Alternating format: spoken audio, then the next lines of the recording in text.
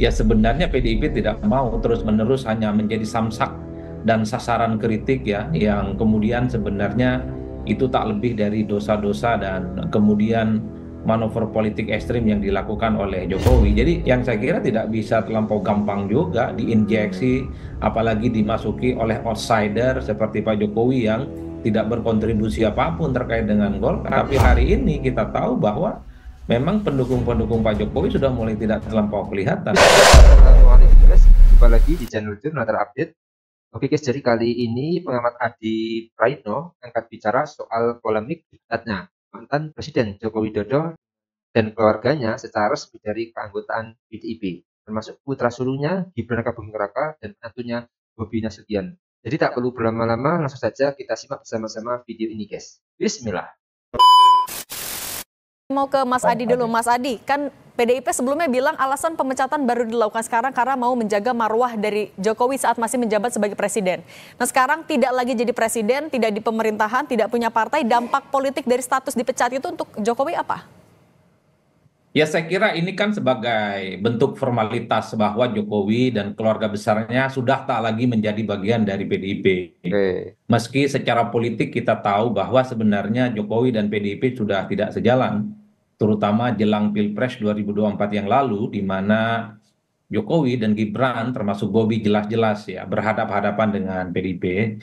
Nah yang kedua, sepertinya memang PDIP itu tidak mau ngambang status politiknya terkait dengan Jokowi dan Gibran dan termasuk Bobi ya. Karena memang manuver politik Jokowi yang dinilai ekstrim, terutama di kalangan kelompok-kelompok aktivis, kelompok-kelompok pegiat demokrasi itu kan sentimennya negatif. Sepertinya PDIP ingin melepaskan beban politik yang mereka tanggung akibat dari manuver yang dilakukan oleh Pak Jokowi. Oleh karena itu, ketika dipecat secara terbuka satu persatu, mulai dari Pak Jokowi, kemudian Gibran, termasuk juga yang terakhir adalah Bobi, bahwa apa yang terjadi pada mereka itu tak ada lagi kaitannya dengan PDIP. Jadi dalam konteks itulah bagi saya secara politik, ya sebenarnya PDIP tidak mau terus-menerus hanya menjadi samsak dan sasaran kritik ya, yang kemudian sebenarnya itu tak lebih dari dosa-dosa dan kemudian manuver politik ekstrim yang dilakukan oleh Jokowi. Jadi saya kira di situ memang konteksnya Mbak. Oke, tapi Oleh karena itu, memang ke depan yang paling banyak ditunggu itu adalah sebenarnya kemana Pak Jokowi itu hmm, akan melabuhkan dukungan politiknya gitu ya, termasuk ya, Gibran dan Bobi. Kalau saya dari dulu selalu mengatakan Pak Jokowi ya harus bisa membuat partai politik sendiri, partai politik baru untuk membuktikan bahwa Pak Jokowi itu adalah orang besar, orang hebat yang selama ini dipersepsikan oleh publik ya akan mampu menyaingi kekuatan politik manapun, termasuk kekuatan politik PDIP. Karena selama ini ya Jokowi selalu disebut Pak Jokowi itu bukan siapa-siapa kalau ya, tanpa ya, PDIP. Nah ini nah, adalah moment of the truth tapi membuktikan. bagi Mas Pak Adi, Jokowi. dengan status dipecat itu tapi akan mempengaruhi pergerakan Pak Jokowi nggak? Entah itu untuk masuk partai politik atau mungkin yang tadi membuat partai sendiri dengan status dipecat dari PDIP-nya? Ya sampai hari ini kita mendengar ada tiga partai ya. Dari dulu Jokowi itu dikaitkan dengan Golkar, yang kedua Gerindra dan Partai Amanat Nasional. Tapi kan ketiga partai ini tidak pernah menyebut kira-kira posisi apa yang akan diberikan ke Jokowi.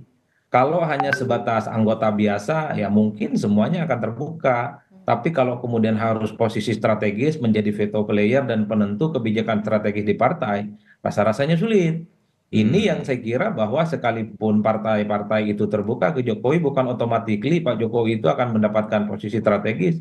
Di Gerindra ya, misalnya harus diakui veto playernya adalah Prabowo Subianto. Di Golkar kita tahu banyak faksi-faksi dan pemegang saham politik yang saya kira tidak bisa terlampau gampang juga diinjeksi, apalagi dimasuki oleh outsider seperti Pak Jokowi yang tidak berkontribusi apapun terkait dengan Golkar, apalagi posisi Jokowi bukan lagi sebagai presiden yang saya kira ya, marwah dan magnet politiknya itu kuat gitu ya. Dulu Oke. beda ceritanya. Ketika jadi presiden ya mungkin Jokowi cukup powerful di mana fanatisme para pengikutnya itu akan terkonsolidasi. Tapi hari ini kita tahu bahwa memang pendukung-pendukung Pak Jokowi sudah mulai tidak terlampau kelihatan. Oleh karena itu, ketimbang selalu dikaitkan dengan sejumlah partai politik, alangkah lebih baiknya kalau Oke. Pak Jokowi bikin partai Hmm. politik baru. Ini semacam Oke. momen Ya, Itu bahwa Pak ada Jokowi pertimbangannya. adalah Oke, Mas Adi. Saya mau ke Bang Doli dulu. Bang Doli, sekarang dengan Pak Jokowi Ya, dengan status ada dipecat dari Partai Demokrasi Indonesia Perjuangan,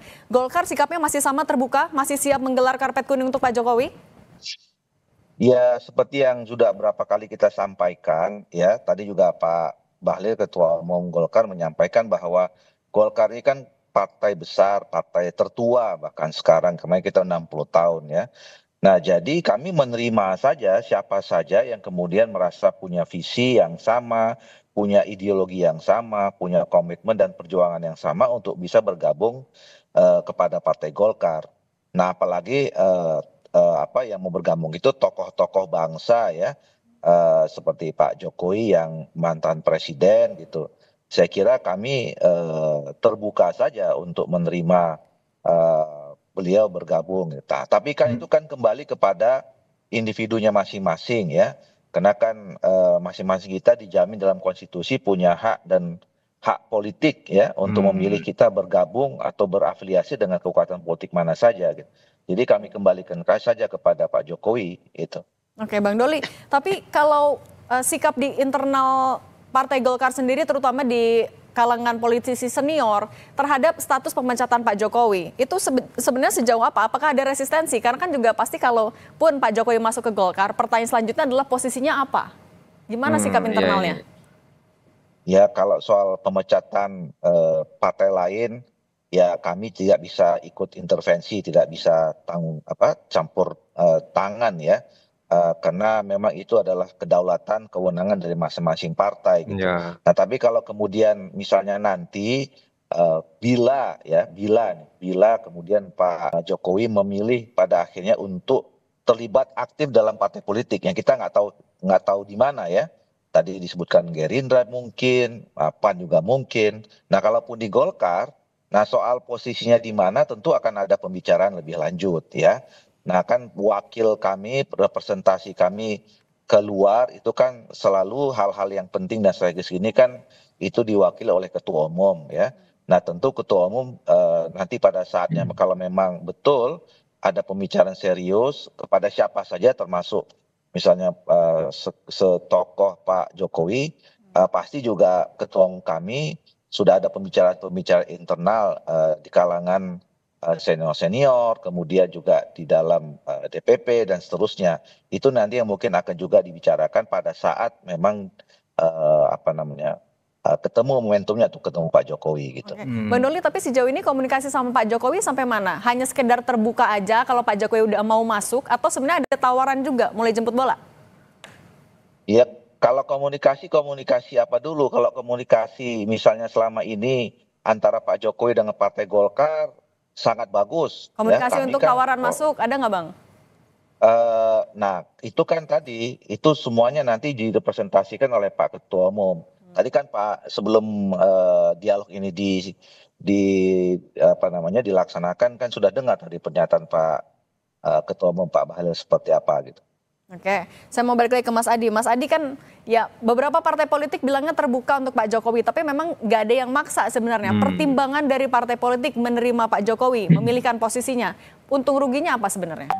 Ya, saya kira sebenarnya saya khawatir bahwa pernyataan ketiga partai yang terbuka dengan Pak Jokowi itu adalah statement diplomatis sebenarnya.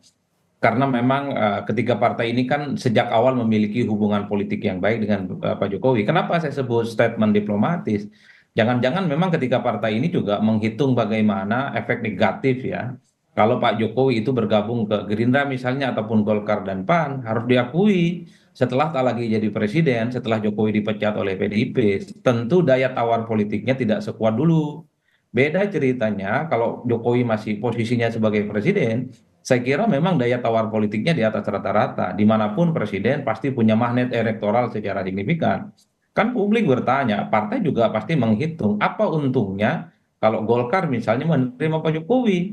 Sementara pemilu itu masih 5 tahun lagi, yang itu artinya secara perlahan memang aura dan kemudian kebintangan Pak Jokowi pastinya akan meredup secara signifikan. justru dikhawatirkan bagi Golkar atau siapapun partai yang siap menerima Pak Jokowi, justru akan mendapatkan efek negatif, terutama mereka yang memiliki sentimen negatif terkait dengan sikap politik Pak Jokowi di masa akhir kekuasaan politiknya. Itu yang sebenarnya khawatir. Jangan-jangan Golkar ini hanya ketiban nasib sial, kira-kira begitu, menanggung beban dosa politik Pak Jokowi setelah Pak Jokowi tak lagi jadi presiden. Karena apapun, Pak Jokowi misalnya dikritik soal bagaimana menjadi bagian dari politik dinasti, kemudian melawan partai yang membesarkannya, dan seterusnya.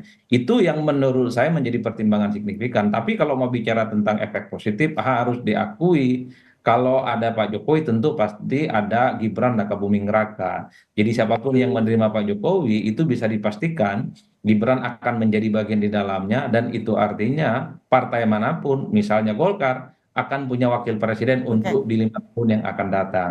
Oke. Tapi problemnya adalah apakah Gibran akan membuat Golkar atau partai lain yang menerima nanti akan mendapatkan faedah elektoral. Tentu waktu yang akan menguji segala-galanya nanti. Oke. Oke guys, jadi mantan Presiden Joko Widodo dan keluarganya akhirnya resmi dipecat dari keanggotaan PDIP. Jadi tadi menurut pengamat Adi Praetno, pemecatan ini adalah langkah PDIP untuk melepaskan beban politik akibat manuver-manuver Jokowi yang dinilai kontroversial menjelang Pilpres 2024. Adi menilai Jokowi kini telah dihadapkan pada momen krusial untuk menentukan langkah politik selanjutnya sebagai tokoh besar, termasuk kemungkinan membentuk partai baru. Menurut Adi Praetno, ini adalah moment of the truth untuk melawan narasi bahwa Pak Jokowi bukan siapa-siapa tanpa PDIP. Sementara itu, Wakil Ketua Umum Partai Golkar Ahmad Doli Kurnia menegaskan bahwa partainya terbuka bagi siapa saja. Namun posisi strategis bagi Pak Jokowi di partai besar seperti Golkar, Gerindra, ataupun PAN dimana sebagai sesuatu yang sulit mengingat daya tawarnya tidak lagi sebesar ketika masih menjabat presiden. Ini publik menunggu langkah Pak Jokowi selanjutnya. Apakah akan merapat ke partai politik yang sudah ada atau benar-benar membentuk partai baru sebagai simbol kekuatan politiknya. Jadi mungkin itu yang bisa saya jelaskan untuk video kali ini. Bagaimana menurut kalian soal video ini? Tulis komentarnya di bawah ini ya guys. Saya pamit dulu. Wassalamualaikum warahmatullahi wabarakatuh.